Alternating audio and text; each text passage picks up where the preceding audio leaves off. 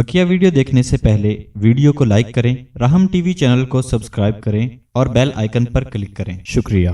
हज़रत तीसरा सेगमेंट है हमारा और बड़ा पॉपुलर सेगमेंट है लताइफ़ इल्मी। तो लताइफ़ इल्मी दिलचस्प है, फरमाइए आज क्या होगा। इस हवाले से मुझे वाक़या याद आया, वो आकामुल मरजान फ़ी ग़राइबिल अख़बार वल जान, अल्लामा बदरुद्दीन शैली हनफी रहमतुल्लाह ताला की किताब है, जो 769 हिजरी में जो है वो उनके वफ़ात हुई है। बहुत ऊँचे मुहद्दिस हैं, बड़े मुअर्रिख़ हैं। उन्होंने इसमें एक वाक़या लिखा है और बड़ा सबक आमूज़ वाक़या है। वो ये है कि वो हज़रत हंज़ला ये गसील मलाइका एक साहबी थे कि जो मैदान ओहद के अंदर जो है शहीद हुए और जो फ़रिश्तों ने उनको गुस्ल दिया था। यानी उसी रात ये शब ज़ुफ़ाफ़ अपनी अहलिया के साथ इन्होंने मनाई और जिहाद की आवाज़ लग गई और ये निकल गए और गुस्ल का भी मौका नहीं मिला और शहीद हो गए। तो देखा कि पानी टपक रहा है बालों से, तो नबी पाक सल्लल्लाहु अलैहि वसल्लम ने फरमाया कि फ़रिश्तों ने उसको गुस्ल जनाबत दिया है, मतलब इंतजाम। तो ये गसील मलाइका हज़रत हंज़ला तो इब्ने अबी आमिर रज़ी अल्लाह तआला के साहिबजादे हैं अब्दुल्ला इब्ने हंज़ला। हज़रत अब्दुल्ला जो है वो एक मरतबा मस्जिद के अंदर जो अपनी नमाज़ पढ़ के ज़िक्र अज़कार करके बाहर निकले हैं, तो सामने जो है एक शख्स यानी इबलीस था वो असल में।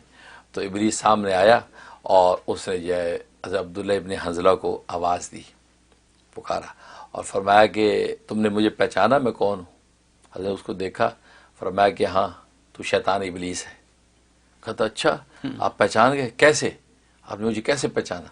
कहा कि इसलिए कि मैं मस्जिद से अल्लाह का ज़िक्र करते हुए बाहर निकला और मैं जैसे तुझ पर निगाह डाली तो ज़िक्र में ज़ुहूल हो गया है। तो मैं समझ गया कि ये शैतान इबलीस है कि जिसको देखने की वजह से जो है वो ज़िक्र में ज़ुहूल पैदा हुआ है। तो उससे मैं पहचाना।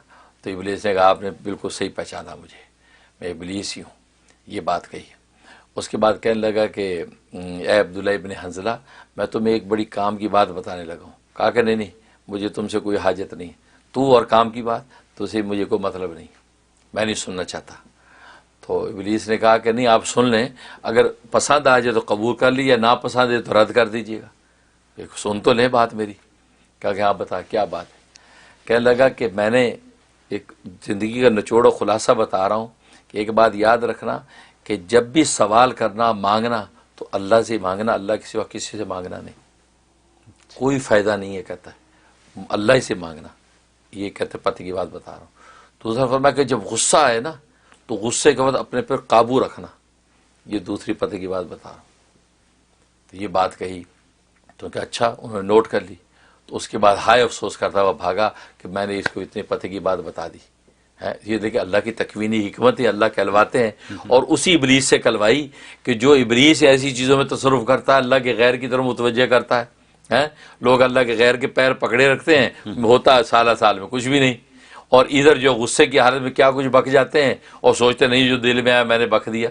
तो लेकिन उसी इबलीस ने कहा कि भाई ये दो मौक़ों पे याद रखना, अल्लाह के सिवा किसी से मांगना नहीं, और दूसरा फरमाया कि गुस्से पर काबू रखना।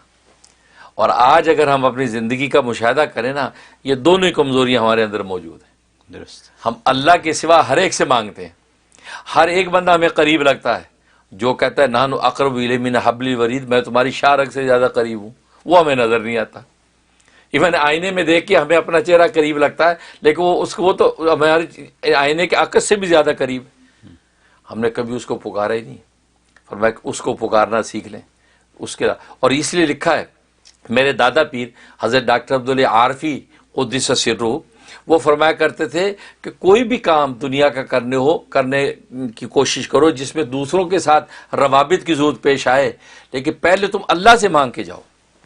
इवन सब्ज़ी भी ख़रीदने जा रहे हैं ना तो अल्लाह से मांगो, या अल्लाह सब्ज़ी ख़रीदने जा रहा हूँ अच्छी सी सब्ज़ी अता फरमा दे, या अल्लाह ग्रोसरी लेने जा रहा हूँ अच्छी सी ग्रोसरी अता फरमा दे, या अल्लाह कपड़े खरीदने जा अच्छे। कहते सबसे पहले अल्लाह से मांग लो, तो नबी की वो उस बात की तालीम पर अमल हो जाएगा कि नबी पाक सल्लल्लाहु अलैहि वसल्लम फरमाया कि अल्लाह ही से मांगो, भले जूते का तस्मा हो या नमक की डली हो, वो भी अल्लाह से मांगो। उस मांगने का मतलब है कि पहले दुआ अल्लाह से कर लो, दिल ही दिल में पहले दुआ कर लो और अपनी मंजिल की तरफ जाओ और वहाँ सब्जी की दुकान सब्जी लो। क्योंकि बस औकात ऐसा होता है बंदा चला जाता है, पैसे सब कुछ है, वहाँ पहुँचता पता चला जी वो एमरजेंसी होगी, ग्रोसरी दुकान बंद हो गई, खाली आता आदमी। تو یہ ایک بات. دوسرا غصے کو اپنے آپ پہ قابو کرنا جو ہے، اس کو تو نبی پاک صلی اللہ علیہ وسلم فرمایا کہ پہلوان حقیقت میں ہے ہی وہ جو غصے کے وقت میں اس پر قابو پا لے. تو غصہ جو ہے، بیجا غصہ جب ہوتا ہے اور اللہ کے غیر کے لیے غصہ ہوتا ہے، اللہ کے لیے جو غصہ ہے وہ تو میدان جہاد کے اندر مجاہد بنا کے اتارتا ہے، پھر کبھی غازی بنتا ہے کبھی شہید بنتا ہے. لیکن جو ہے وہ بیجا جو غصہ ہے جس سے انسان کی دنیا کے مفادات کے لیے اور دنیا کے اندر دوسروں کی تحقیر کے لیے یہ غصہ انسان کو تباہ کر دیتا ہے. وہی ابلیس جو غصے کے رگوں کے اندر دوڑتا ہے وہی یہ تعلیم دے رہا ہے کہ غصے کے قابو رکھنا ورنہ برباد ہو جاؤ گے. سبحان اللہ، بہت زبردست کام کی باتیں. یہ جو آپ نے فرمایا کہ اللہ سے مانگو، یہ اس میں کتنی ایک دم اس میں 100% حقیقت ہے. اور ہم یہ میرا خیال یہ کہ بہت % یہ ہم کام کرتے ہی نہیں. باسز سے مانگتے ہیں، صحیح بات، ٹھیک ہے، اور بڑوں سے مانگتے ہیں، چھوٹوں سے مانگتے ہیں، صحیح بات، اللہ سے نہیں مانگتے. اللہ سے مانگتے. پہلے اللہ سے مانگ لیں، اس کے بعد باس سے بھی مانگ لیں. بہت سے مانگے. یہی طریقہ آپ نے یہی بتایا. طریقہ. ٹھیک ہے، آپ نے سبزی کی بھی بات بتا دی. یہ بھی کبھی سوچ میں نہیں تھا سوچ میں نہیں ہے کہ جی سبزی لیتے وقت بھی جانے سے پہلے اللہ سے مانگ لیں کہ اچھی گروسری ہو جائے ہماری. بہت کام کی، بہت خوبصورت.